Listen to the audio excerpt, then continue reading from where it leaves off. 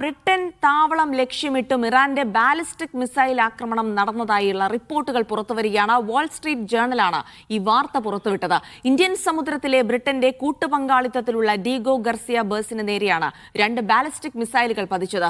മേഖലയിൽ കപ്പലുകളുടെ സുരക്ഷയ്ക്ക് തങ്ങളുടെ താവളം ഉപയോഗിക്കാൻ ബ്രിട്ടൻ അമേരിക്കയ്ക്ക് അനുമതി നൽകിയ മണിക്കൂറിനുള്ളിലാണ് ആക്രമണം.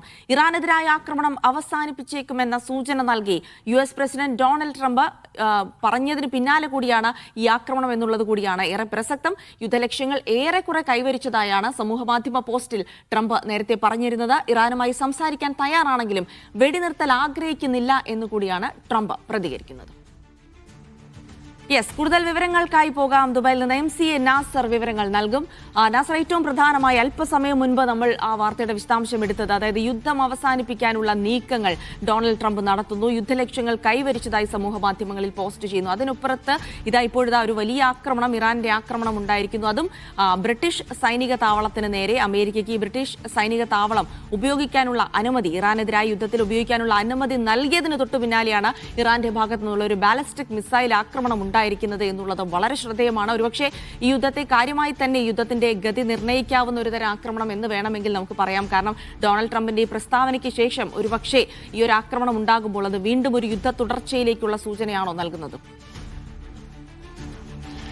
ജിൽസി, വളരെ വിരുദ്ധമായിട്ടുള്ള പ്രതികരണങ്ങളും പ്രസ്താവനകളും ട്രംപ് തുടരുകയാണ്. ഇന്നലെ രാത്രി സമൂഹ മാധ്യമത്തിൽ പോസ്റ്റ് ചെയ്ത സന്ദേശത്തിലാണ് ഒരു വെടിനിർത്തലിലേക്ക് കാര്യങ്ങൾ വളരെ പെട്ടെന്ന് തന്നെ ഉണ്ടാകുമെന്ന് ട്രംപ് വ്യക്തമാക്കുന്നത്. മാത്രമല്ല, യുദ്ധലക്ഷ്യങ്ങൾ ഏറെക്കുറെ അതിന്റെ ലക്ഷ്യത്തിലേക്ക്, അത് പൂർണ്ണതയിലേക്ക് എത്തുകയാണ് എന്നുകൂടി ട്രംപ് കുറിച്ചിരുന്നു. അതിന് പിന്നാലെയാണ് മാധ്യമപ്രവർത്തകരുമായിട്ടുള്ള പ്രതികരണം. മാധ്യമപ്രവർത്തകർക്ക് മുമ്പാകെ ട്രംപ് പ്രതികരിക്കുന്നത്. ഇറാൻ ഏറെക്കുറെ പൂർണ്ണമായിട്ടും തകർന്നുകൊണ്ടിരിക്കുകയാണ്. ആ തകർന്നുകൊണ്ടിരിക്കുന്ന രാജ്യവുമായിട്ടൊരു വെടിനിർത്തലിന് തനിക്ക് താല്പര്യമില്ല, അവരുമായിട്ട് വേണമെങ്കിൽ സംസാരിക്കാം എന്ന അർത്ഥത്തിൽ പ്രതികരണം വരുന്നു. അപ്പോൾ ട്രംപ് മണിക്കൂറുകൾക്കകം തന്നെ തൻ്റെ തന്നെ നേരത്തെയുള്ള നിലപാടുകൾക്ക് ഘടകവിരുദ്ധമായിട്ടുള്ള ഒരു പ്രതികരണമാണ് നടത്തുന്നത്. അതിന് പിന്നാലെയാണ് ഇപ്പോൾ US ഉദ്യോഗസ്ഥരെ ഉദ്ധരിച്ചുകൊണ്ട് വാൾ സ്ട്രീറ്റ് ജേർണൽ ആ വാർത്ത കൂടി പുറത്തുവിടുന്നത്. ഡീഗോ ഗർസിയ എന്ന ബ്രിട്ടന്റെ കൂട്ടുപങ്കാളിത്തത്തിലുള്ള താവളത്തിന് നേരെ 2 ബാലിസ്റ്റിക് മിസൈലുകൾ ഇറാൻ അയച്ചത് കൃത്യമായി തന്നെ പതിച്ചു എന്ന റിപ്പോർട്ടാണ് വാൾ സ്ട്രീറ്റ് ജേർണൽ പുറത്തുവിട്ടിരിക്കുന്നത്. കാരണം ഇന്നലെയാണ് ബ്രിട്ടൻ ഇതുമായി ബന്ധപ്പെട്ട നേരത്തെയുള്ള തീരുമാനം മാറ്റിയത്. കാരണം ഈ മേഖലയിലൂടെ കപ്പലുകൾക്ക് സ്വതന്ത്രമായിട്ട് സഞ്ചരിക്കാവുന്ന ഒരു സംവിധാനം വേണം.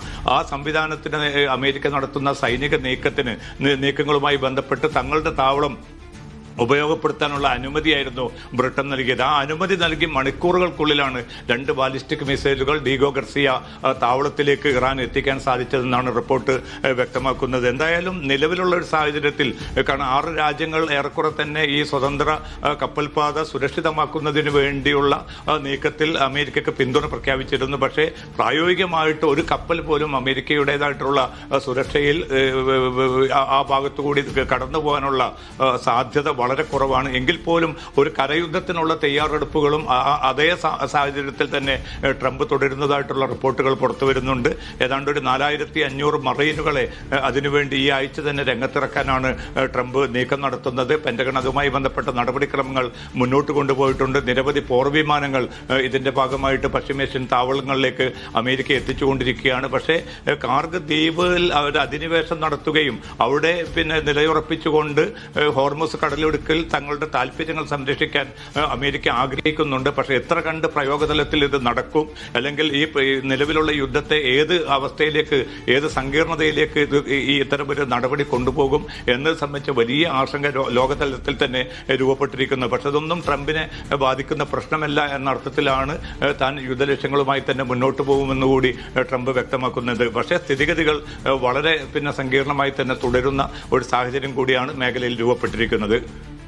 നാസർ, അതുപോലെ തന്നെ MCAയിലെ മറ്റ് രാജ്യങ്ങളുടെ, അതായത് MCA ഇതിനകത്ത് പ്രത്യേകിച്ച് ഹോർമുസ് നമുക്കറിയാം, ഹോർമുസ് കടലിടുക്കൽ മറ്റ് രാജ്യങ്ങൾ കൂടി ഇടപെട്ടുകൊണ്ട് ഏതെങ്കിലും രീതിയിൽ അവിടെ ഒരു പാചകവാതകം അടക്കമുള്ള ഒരു ചരക്ക് നീക്കം സുഗമമാക്കാനുള്ള ശ്രമങ്ങൾ നടക്കുന്നു എന്നുകൂടിയാണ് നമുക്ക് നേരത്തെയൊക്കെ വിവരങ്ങൾ ലഭിച്ചിരുന്നത്. അപ്പോൾ മറ്റ് രാജ്യങ്ങളുടെ പിന്തുണ കൂടി വരുമ്പോൾ അത് എത്രത്തോളം ഇറാൻ അതിനോട് എത്രത്തോളം ശക്തമായി പ്രതിരോധിച്ച് നിൽക്കുന്നു എന്നുള്ളതൊക്കെ പ്രധാനമാണ്. അപ്പോൾ അത്തരം വാർത്തകൾ, ഹോർമുസിൽ നിന്നുള്ള ഏറ്റവും പ്രധാനപ്പെട്ട വാർത്തകൾ എന്തൊക്കെയാണ് വരുന്നത്?